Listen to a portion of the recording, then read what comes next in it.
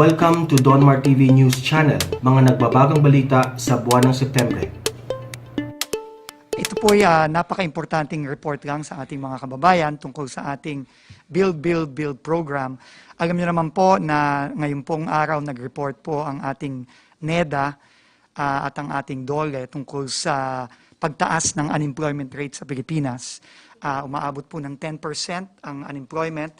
Ito po ay dulot na rin itong ating mga hamon sa COVID-19. Kaya po napaka-importante po talaga ang direksyon ng ating mahal na Pangulo na kailangan pong dahan-dahanin na nating buksan ang ating ekonomiya para po manumbalik na sa pagtatrabaho ang ating mga kababayan at umandar na po ulit ang ating ekonomiya. At napaka-importante po dito sa ginagawa nating ito ang infrastruktura. At magbibigay po tayo ng report ngayon at kinukumit po ng ating pamahalaan sa pamumuno ng ating Pangulo na talagang paitingin palalo ang ating infrastructure program, ang ating build para mas madaming trabaho ang ating maibigay sa ating mga kababayan, lalong-lalo na yung mga nawalan dahil dito sa ating pandemyang kinakaharap. Unang-una po, kung titingnan po natin ang paggasto sa infrastructure nitong nakaraang mga ilang taon, dalawang dekadang nakalilipas, makikita po talaga natin na napakalaki na po ng itinaas ng infrastructure spending, lalong-lalo na sa termino ng ating mahal na Pangulong Duterte. Noong pong 2001 to 2010, 100 bilyon lang po o mga 1.6% ng ating buong ekonomiya ang ginagastos sa infrastructure ng ating pamahalaan. Ito po ay tumaas noong 2011 to 2016 to 370 billion, mga 3%.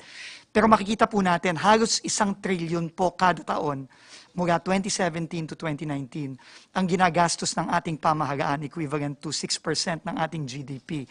Ang nagawa ng administrasyon ng ating Pangulo. Ito po ay klarong commitment ng ating Pangulo na ang pondo dapat ay talagang ilaan natin para ayusin ang napakamakalumang infrastruktura sa ating bansa. So papakita lang po natin sa mga susunod na slide ang mga iba't ibang mga natapos ng proyekto.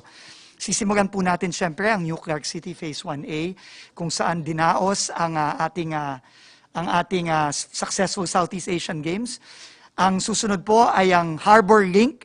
Ito po ay inaprubahan ng mga nakaraang pang administrasyon pero natapos po ngayong nitong mga nakaraang buwan lang sa pamumuno ni Secretary Villar at ng ating mahal na Pangulo. Susunod po ay ang Sangli Airport para sa General Aviation para po maibsan ang congestion sa NAIA. Natapos na rin po ito sa leadership ng ating Department of Transportation. Natapos na rin po. Ito po, napaka-importanting proyekto, yung broadband project natin with Facebook. Ito po ay proyekto ng BCDA, ng DICT at ng Facebook. Tapos na po ito at hinihintay na lang po nating ma-online yung mga kable na galing sa Amerika papunta sa atin na galing sa Facebook. Ang Angat Water Transmission Improvement Project para sa tubig sa Metro Manila. Ito pong Facebook project natin sa broadband at itong Angat Water, natapos po ito nung panahon ng MECQ.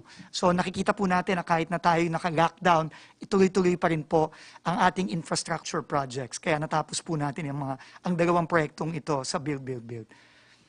Laguna Lake Highway, ang kauna-unahang pong highway sa Pilipinas na may dedicated bike lane at pedestrian lane. Natapos na po ito ng ating DPWH sa pamumuno ni Secretary Villar. Ang Cagayan de Oro Port, natapos na rin po sa DOTR. Ang TPLEX po, kaya po ngayon, kung pupunta po kayo ng Baguio, ay halos 3 oras na lang o 3.5 oras na lang. Natapos na po ito sa tulong ng San Miguel Corporation, ang ating private sector partner para sa TPLEX. Ang Clark International Airport po, makikita po natin, tuloy-tuloy po ang construction natin dyan at malapit na pong matapos yan. No? Ito ang bago nating magiging gateway at by next year, early next year, tapos na po yan. Malapit na rin pong matapos. Napakatagal na po nito, nung panahon po ni Presidente Ramos pa na-approve to. Pero finally po, sa tulong ng ating private sector partners, ng San Miguel Corporation, makokonekta na po natin ang SLEX sa NLEX at makakapagbiyahe na po tayo ng north to south at south to north ng ilang minuto na lang, hindi na dadaanin ng oras. MRT-7, again, another project po ng San Miguel Corporation with the Department of Transportation. Malapit na pong matapos yan at tuloy-tuloy po ang ating construction dyan at sigurado po tayo before 2022 ay tapos na po ang MRT-7. Ang BGC to Ortigas po, no, sinimulan po natin yan ngayong termino ni Pangulong Duterte. Kahit na po na-approve siya nung nakaraang mga administrasyon, ngayon po nasimulan at malapit na po siyang matapos. Connecting BGC to Ortigas, 5 minuto na lang po ang babayin natin, hindi na po 1 oras. Ang Bicol International Airport, no, sa bagong lokasyon nito sa Legazpi City, no, matagal na po itong panaginip ng ating mga kapatid sa Bicol, lalong-lalo na si Congressman Joey Salceda, ngayon po ay malapit nang matapos. Ang General Santos Airport, isang bagong airport sa Mindanao, matatapos na rin po. Leyte Tide Embankment, para po mas lalo tayong maging handa sa mga malalakas na bagyo, malapit na rin pong matapos yan. Ang Cagayan de Oro Coastal Road, makikita nyo naman po, malapit na rin matapos. Project din po ng DPWH, under Build. Napakalaki po ng tulong ng pagsara natin ng Boracay nung mga nakaraang taon. Dahil po dito, na-reinvigorate natin ang Boracay at dahil din dyan, malapit nang matapos ang Boracay Circumferential Road na may pedestrian at bike lanes din. Sa Zamboanga del Sur at Zamboanga del Norte, yan po ay napaka-importanting kalye din, ang Sindangan Bayog Lakewood Road. Malapit na rin po matatapos. Ang Central Luzon Expressway, no, nakakonekta po yan sa ating Subic-Clark-Tarlac Expressway para po magkaroon ng east-west connection ng Luzon. Malapit na rin po matapos yan. Ang LRT2 extension, malapit na rin po matapos. So, 92 projects po ang retain natin sa Infrastructure Flagship Projects list.